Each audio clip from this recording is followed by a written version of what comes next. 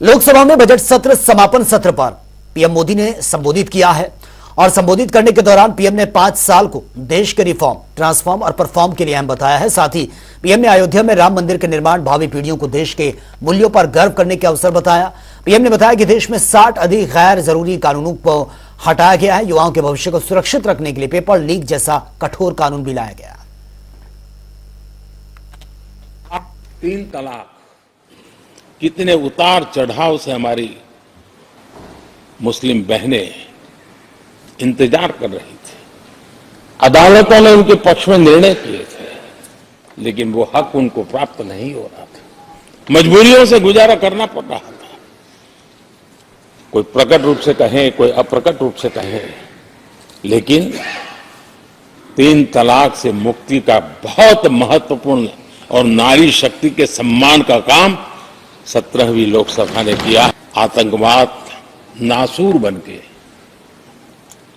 देश के सीने पर गोलियां चलाता रहे। देश के अनेक वीर होनहार लोग आतंकवाद के कारण बलि चढ़ जाते थे।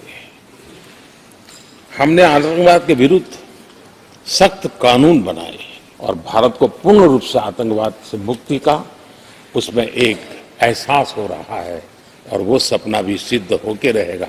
देश में रिफॉर्म, परफॉर्म एंड ट्रांसफॉर्म, ये बहुत रेयर होता है कि रिफॉर्म भी हो, परफॉर्म भी हो और हम ट्रांसफॉर्म होता अपनी आंखों के सामने देख पाते हो,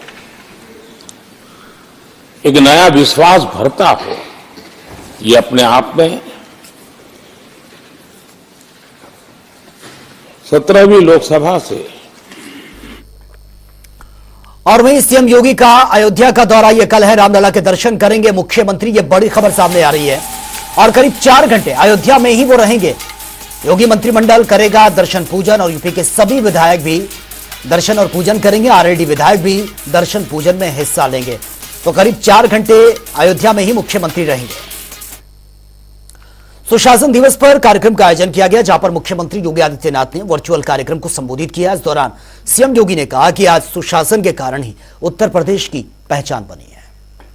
और मेरा मानना है सुशासन के लक्ष्य को प्राप्त करने में रूल ऑफ लॉ एक सबसे महत्वपूर्ण भूमिका का निर्वहन करता है। बिना भेदभाव के अगर सरकार कानून के राज्य को स्थापित करने के संकल्पों को आगे बढ़ाती है तो उसके परिणाम भी उसी रूप में सामने आते हैं। आज उत्तर प्रदेश ने वह करके दिखाया, इसके लिए हमें सख्त कदम उठाने पड़े। उत्तर प्रदेश के अंदर आपने देखा होगा सरकार के 7 वर्ष पूरे होने जा रहे हैं, लेकिन 7 वर्षों में उत्तर प्रदेश की 25 करोड़ की आबादी में एक भी दंगा नहीं होता है। उत्तर प्रदेश में सुरक्षा का एक बेहतर माहौल है। परिणाम हम सबके सामने है। ये केवल अचानक नहीं हुआ, हमें इसके लिए पुलिस में रिफॉर्म करने पड़े। पुलिस के प्रदेश के अंदर 7 जनपदों में पुलिस कमिश्नरेट सिस्टम लागू करना पड़ा। प्रदेश के अंदर भर्ती की प्रक्रिया को पारदर्शी तरीके से आगे बढ़ाना पड़ा।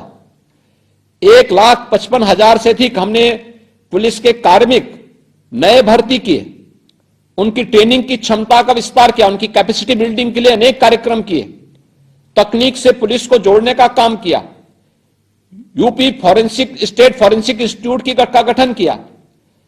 हर कमिश्नरी स्तर पर, रेंज स्तर पर हम लोगों को फॉरेंसिक लैब स्थापित करनी पड़ी। हर जनपद में साइबर थाने की स्थापना करनी पड़ी।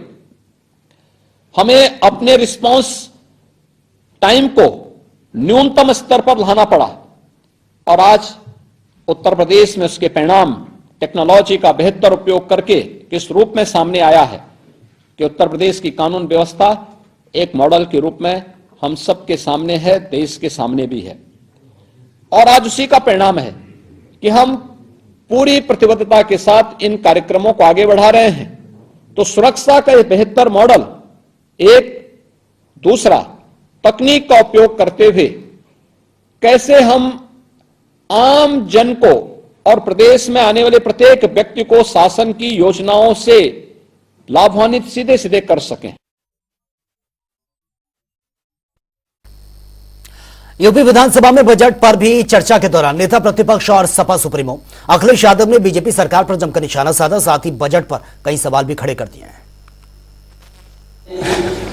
पहले भी का अवसर कहता हूं मैं, यूपी का बजट चाहे 7 करोड़ का हो या 8 लाख करोड़ का हो, सवाल यही रहेगा कि 90% जनता के लिए उसमें क्या है। दरअसल भारतीय जनता पार्टी की नीति आम जनता के लिए नहीं है, वो 10% संपन्न लोगों के लिए 90% बजट रखती है और 90% जरूरतमंद जनता के लिए, केवल नापात्र के लिए 10% बजट रखती है। उत्तर प्रदेश की सरकार जैसा पहले आंकड़ों में आप उलझा रहे हैं, हमें आंकड़ों में न उलझाए, सीधी सीधी ये बात बताए कि इस बजट से महंगाई से कितनी राहत मिलेगी। इस बजट में जहां जगह जगह आपने कहा है कि नौकरी और रोजगार मिलेंगे, कितने युवाओं को रोजगार मिला है और मिलेगा। सही में अपराध और भ्रष्टाचार कम करने के उपाय पर कितना खर्च किया जाएगा। मंदी और जीएसटी की मार झेल रहे कारोबार और दुकानदारी को बढ़ावा देने के लिए क्या प्रावधान है आपके पास। और प्रयागराज से इस वक्त ये बड़ी खबर सामने आ रही है, अतीक के करीबियों पर शिकंजा कसा जाएगा। अशरफ की पत्नी के मकान पर बुलडोजर चलेगा। वक्फ बोर्ड की जमीन पर भी यह मकान बनाया गया है और पीडीए ने जारी किया है ध्वस्तीकरण का नोटिस। सल्लाहपुर इलाके में जमीन पर यह मकान बना हुआ है। 7 बीघा जमीन पर जैनब ने कब्जा किया हुआ है और नवंबर के महीने में यह शिकायत दर्ज करवाई गई थी, जिस पर अब यह ध्वस्तीकरण का काम किया जाएगा। मध्य प्रदेश की पूर्व मुख्यमंत्री और फायर ब्रांड हिंदुवादी नेता साध्वी उमा भारती तीर्थ नगरी मथुरा पहुंची है, जहां पर उन्होंने अपने दौरे की शुरुआत वृंदावन में मां कात्यायनी देवी के मंदिर में दर्शन से की है। इस दौरान उमा भारती ने कहा कि अयोध्या की तरह काशी और मथुरा में भी भव्य मंदिर बनना चाहिए। मैं 91 में जब पूजा स्थली विधेयक आया था और जब उसमें ये प्रस्ताव आया था कि अयोध्या को विवादास्पद स्ट्रक्चर मानते हुए बाकी सबको 1947 से पहले की स्थिति में ही रखा जाए, मैंने तभी कहा था मथुरा और काशी को भी आप अयोध्या की तरह विवादग्रस्त मानिए और अयोध्या, मथुरा और काशी तीनों का एक साथ समाधान करिए। मैं आज भी उस बात पे कायम हूँ, लेकिन मैं ये कहूँगी कि मथुरा और काशी अभी सबजुडिस्ड हैं, इसलिए मुझे उस पर अपना स्टेटमेंट देने का अधिकार नहीं है। लेकिन मथुरा और काशी पर मेरी आस्था है कि वहाँ मंदिर बनना चाहिए, इस पर कोर्ट का कोई अधिकार नहीं है। और 3 लाख मोतियों से तैयार 1450 मीटर की अनोखी माला, जिसे सोने, चांदी और पन्ने से तैयार किया गया है और इस अनोखी माला को रामलला को समर्पित भी ये की गई है। संवाददाता प्रज्ञा पांडे की रिपोर्ट आप देखिए। आज हमारे साथ बात करने के लिए मौजूद हैं लखनऊ से शिवानी जायसवाल जी, जिन्होंने 3 लाख मोतियों की माला बनाई है और भगवान जी को, रामलला को शुक्रवार को अर्पित करी है जाके अयोध्या में। मैम, ये जो आपने 3 लाख मोतियों की माला बनाई है, इसकी प्रेरणा आपको कहाँ से मिली? मैं हनुमान जी की अमृत बानी सुनती हूँ, तो उसमें एक लाइन आती है कि सीता माता ने, जो राम जी ने हार एक सीता माता को दिया था मुक्ता मणियों का, वो हार सीता माता ने हनुमान जी को दिया कि आप सबसे प्यारे हैं, तो ये हार मेरी तरफ से मैं आपको अर्पित करती हूँ। तो हनुमान जी ने उस माला को पूरा तोड़ दिया, एक एक मोती तोड़ा और बोले कि माता ये इतना अनमोल क्यों है? आपने कहा ये बहुत ही अनमोल है, लेकिन मुझे तो उसमें ऐसा कुछ भी नहीं दिखा। तो सीता माँ को थोड़ा बुरा लगा कि मेरा इतना प्यारा तोहफा था जो आपने तोड़ दिया।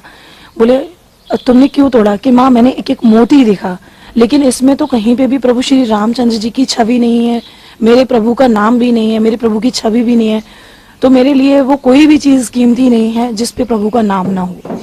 तो बस मुझे प्रेरणा तो वहीं से मिली कि कुछ ऐसा करना चाहिए। मतलब ये तो था मन में कि प्रभु के लिए कुछ करना है, लेकिन हमेशा ये रहता है क्या करें, क्या कर सकते हैं, हम एक आम इंसान हैं और इतने लोग इतनी महंगी महंगी चीज, इतने महंगे महंगे उपहार दे रहे हैं, तो हम तो एक मनुष्य मात्र छोटे से हैं, क्या कर सकते हैं प्रभु के लिए। लेकिन करना था कुछ बहुत अच्छा करना था कि जिससे लोग खुश हों या अपना मन इतना खुश हो जाए कि लगे कि हाँ प्रभु के लिए कुछ किया है। मैम ये जो आपने माला बनाई है तो ये माला आपको मतलब अपने पास से ही मोती लगाए हैं कि या अलग अलग जगह से लोगों ने मोती भिजवाई है या लगवाई है?